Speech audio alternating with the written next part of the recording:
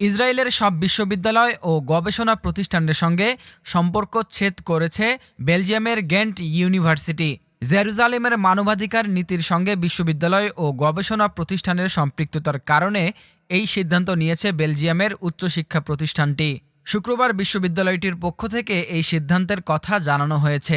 ফিলিস্তিনে ইসরায়েলের হামলার প্রতিবাদে মে মাস থেকে গেন্ট ইউনিভার্সিটিতে জোরালো বিক্ষোভ চলছে।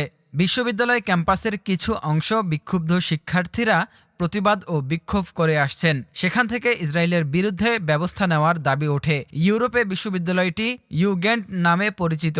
বিশ্ববিদ্যালয়টির একটি তদন্ত কমিটি ইসরায়েলি শিক্ষা প্রতিষ্ঠান ও ইসরায়েলি সরকার সামরিক বা নিরাপত্তা পরিষেবার মধ্যে সংযোগ খুঁজে পেয়েছে। এ ব্যাপারে এক বিবৃতিতে উদ্বেগও প্রকাশ করেছে বিশ্ববিদ্যালয়।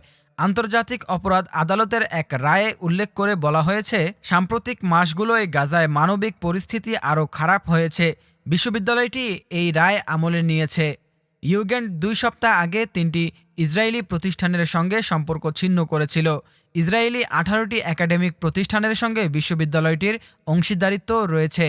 বিশ্ববিদ্যালয় 6টি নন একাডেমিক ইসরায়েলি প্রতিষ্ঠানের সঙ্গে গবেষণা প্রকল্প চালিয়ে যাবে বলে জানিয়েছে, কেননা এই প্রতিষ্ঠানগুলোর সঙ্গে মানবাধিকার লঙ্ঘনের কোনো যোগসূত্র খুঁজে পায়নি তারা।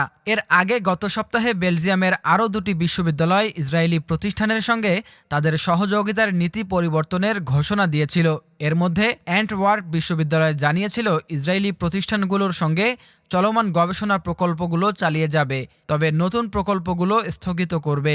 এদিকে যুক্তরাষ্ট্রের গণমাধ্যম সিবিএসের এক প্রতিবেদনে বলা হয়েছে, ফিলিস্তিনপন্থী বিক্ষোভে অংশ নেওয়ায় 13 শিক্ষার্থীকে ডিগ্রি সনদ না দেওয়ার ঘোষণা দিয়েছে হার্ভার্ড বিশ্ববিদ্যালয়। ডিগ্রি যোগ্যতা সম্পর্কিত বিশ্ববিদ্যালয়ের এক বিধান উল্লেখ করে বিবৃতিতে বলা হয়েছে, ক্যাম্পাসে আন্দোলনে অংশগ্রহণের মাধ্যমে তারা বিশ্ববিদ্যালয়ের নীতি লঙ্ঘন করেছে, তাই আমরা এই মুহূর্তে তাদের ডিগ্রি প্রদান করতে পারি না।